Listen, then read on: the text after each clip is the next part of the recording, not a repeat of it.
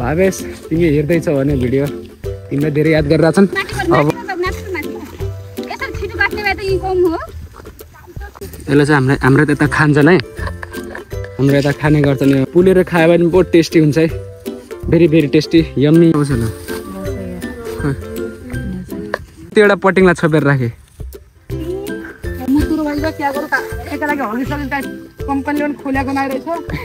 यसको साइजको ठुलो हगिज खोज्नु पर्यो अब।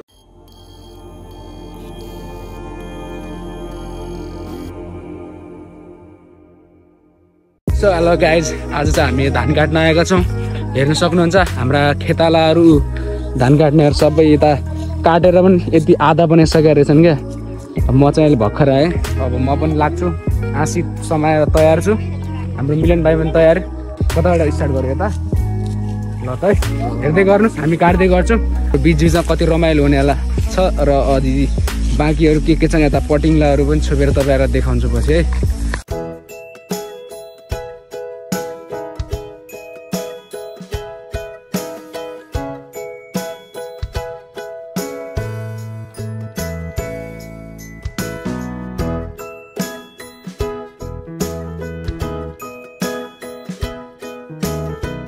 भावेशलाई एकदम मिस गरिरहेछन् है।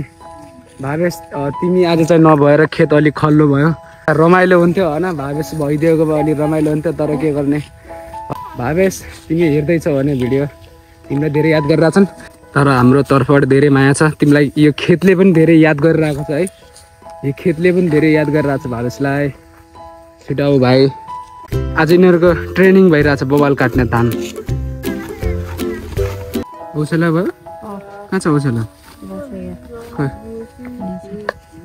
यतिको औछेलोहरू त्यो क्यामेरा देख्ने यतिको भएर एक्सन स्टार्ट हुन्छ त्यसको। यो हाम्रो यताको खाने पटिङ लाग्यो यसलाई चाहिँ हाम्रो यता खान्छन् है, हाम्रो यता खाने गर्छन्। यो तिलतले पटिङलाई के भन्छ? धानचडी पटिङलाई भन्छ होला। ए उडेको उडेछ त है, पिङ्क कलरको। यसलाई चाहिँ पुल्यो भने पुलेर खायो भने बहुत टेस्टी हुन्छ है, very very tasty yummy yummy यम यम। यसको फ्यामिलीले उठाएर ल्याइसकेको छु मैले। दुइटा बुढाबुढी यसलाई अब खुल्टीमा हाल अनि खान्छौँ पछि है। पोलेर खानुपर्छ। छोड्दै अर्को कलर नि छोपे, अर्को कलर नि यही खान मजा आउँछ। खुल्टीमा हाल राख्छ सबै खानुपर्छ यसलाई अझ पोलेर मस्त पारामा। त्यो एउटा पटिङलाई छोपेर राखेँ। हेर है, यसले पटिङलाई खान्छ। यो पटिङ मान्छे पनि पटिङलाई अस्ति छ आफै सोचिराख्नु भएकोलाई। मैले खालि भिडियोमा त सुट गरिरहेको छु, धान काटिरहेको छैन। अब चाहिँ काट्छु, देख हेर देखा यसरी काट्नु।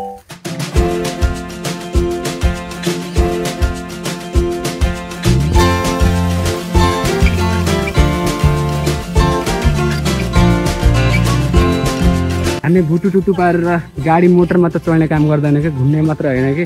हामी यस्तो काम पनि गर्छ है, धेरै नसोच्नु कि खालि फाल्तु घुम्छ मात्रै। हामी यस्तो काम पनि गर्छौँ किनकि किसानको छोराछोरी हो हो कि नि। बुढो र मेरो ग्रुप एउटा, उनीहरू त तिनवटा एउटा हामी दुईवटा मात्रै 6वटालाई काट्यो हो कि नि बुढा भन् त हो कि नि। काटिदिने हो कि नि, काटिदिने चल्दिने सबभन्दा अगाडि। त्यति ध्यान राख्नु, काम पनि गर्ने गर्छ हामीहरूले। A few moments later. हाम्रो मिलन भाइ थाकिसक्यो, ऊ यस्तरी बसिरहेको छ पानी पिएर। अर्को कान्छा भाइ पनि सेलाइसक्यो। आफ्नो भाग काटेर सकायौँ, अब बाँकी के छ अझै अगाडिको। जति देखिरहेको छ सबै छ यो पुरै। अहिले चाहिँ भर्खरै अहिले कतिवटा गडा सक्यो भन्दाखेरि 3वटा गडा मात्र सक्यो अहिले, अझै बाँकी छ।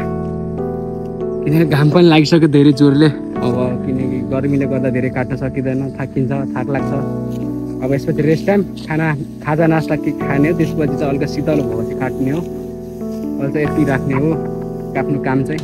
तो चलिए सुरु करते हैं। हेर पुरै हेर न, बुढी चल्लाले कति फास्ट काटिरहेछ है। धान प्रतियोगिता है, धान काट्ने प्रतियोगितामा आज बुढोले सिचुटर काटेर सबभन्दा अगाडि गइसकेको छ। हेर त, यो ग्रुप चाहिँ पछाडि छुटिसकेको छ। ऊ बुढोले यति अगाडि हानिसकेको छ। यो सब जति देखिरहेछ नि यो सब एक्लै ओगटेर हानिरहेछ ऊ।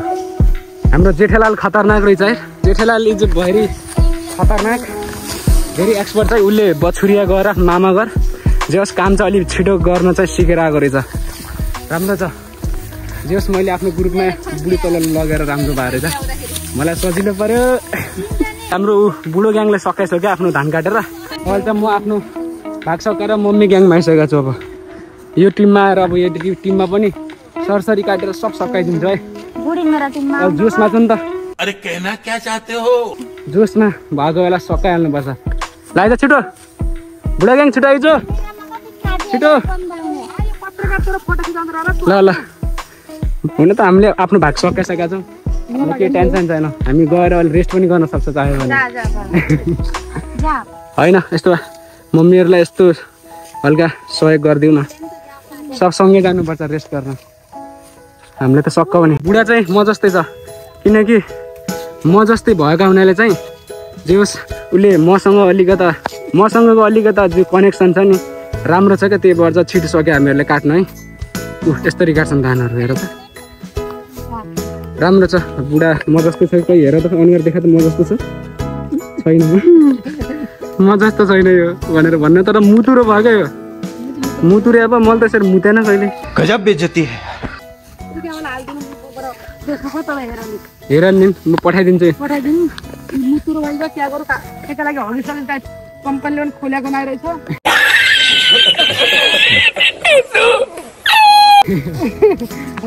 यसको लागि हगिज अब यसको साइजको ठुलो हगिज खोज्नु पर्यो अब